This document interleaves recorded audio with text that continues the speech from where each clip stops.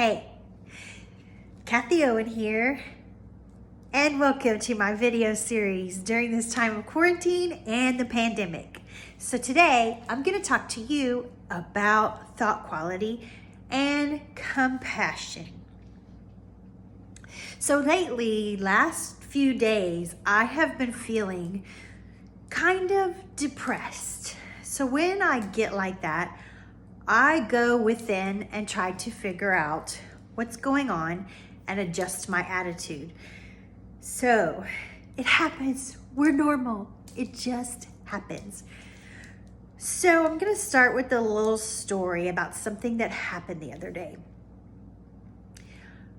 My son Kyle, my oldest son, has been staying with me the last week because of that fist fight he got into with his brother, which was okay. Everything's fine now. But he really didn't want to see his dad with his eyes looking like that, and he just didn't want to deal with the wrath of Kenny, I guess. I don't know for sure. But anyways, I overheard him on the phone with his dad, and just briefly for 1 second, but I heard him say, "Don't worry about it, Dad. I'll get Kathie to bring me over there." Yeah. Whew. It was a trigger. Just like everything else that's ever happened with them, it's not new.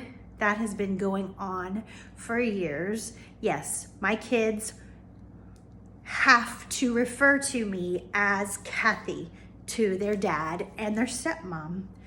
I guess to make her feel better, because this has gone on for a very long time. My ex and I were divorced in 2000. And at the time of our divorce,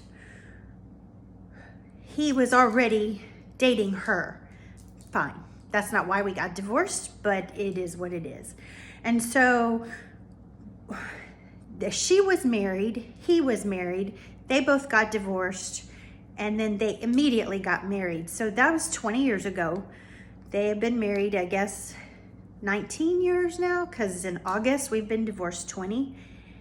And as soon as they got married, she started her plan. And I can tell you that because I went to my son's baseball game. He played at the YMCA. He was only like 5 at the time, maybe 6. And my younger son was at the game too. And I thought, oh, cool, I'll get to see both of them and I'll get to visit with him. So I go over to visit with my youngest son. He was sitting on this bench with his grandma and her. And she saw me coming and she spread out this thing of candy right beside him. And I wanted to give him a hug. I wanted to say hi to him, and she was like enticing him with this candy. I was like, oh my God. And he wouldn't come see me. I left the field in tears. And that was in 2001. And that kind of thing escalated. Like, I can tell you a lot of stories. I really don't like to go there because I feel like I'm a totally different person when I talk about it. But it is what it is. They've done that to me hundreds and hundreds of times. Things worse than that. Worse. Horrible. I was diagnosed with post-traumatic stress, severe post-traumatic stress, in 2004, 2005. I overcame it, but I still have triggers and things get to me every once in a while. But now I have a way of dealing with it because of my spiritual awakening and because of what I share with you now.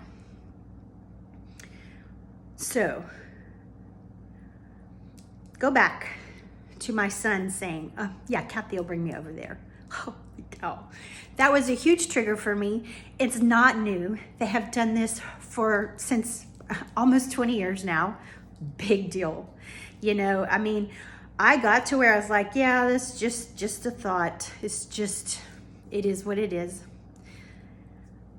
I also got to where I could look at them and Kenny and his wife with compassion. I wouldn't say I feel sorry for them, because it's not a sorry thing. They're happy, they're fine, I guess, in their little world, but they just don't get it. It's like, and I hear this so often, I know this is gonna sound a little bit cliche, but it's kind of like when Jesus was on the cross and he said, "Forgive them, Father, for they know not what they do," as they were killing him. So that is the way I have to look at that, because they don't know what they do. They don't know how bad that hurts. They don't know that that is mean. It's downright mean. But it's not really true. So why is it mean?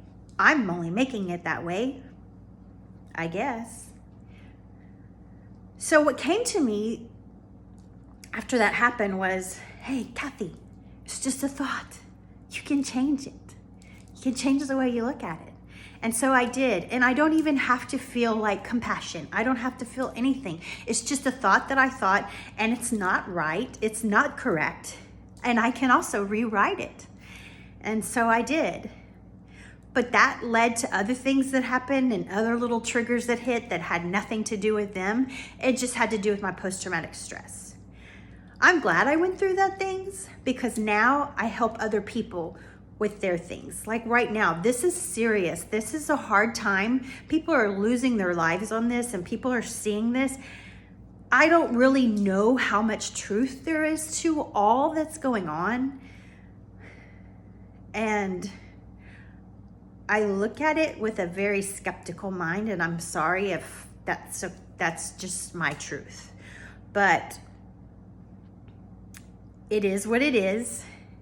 As I've said before, you don't go through a spiritual awakening with comfort. You have to go through uncomfortable things.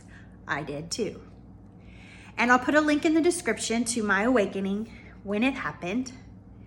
But today's lesson is all about thought quality and having compassion for anyone, anywhere, at any time. Until tomorrow, thanks for watching. Peace out and namaste.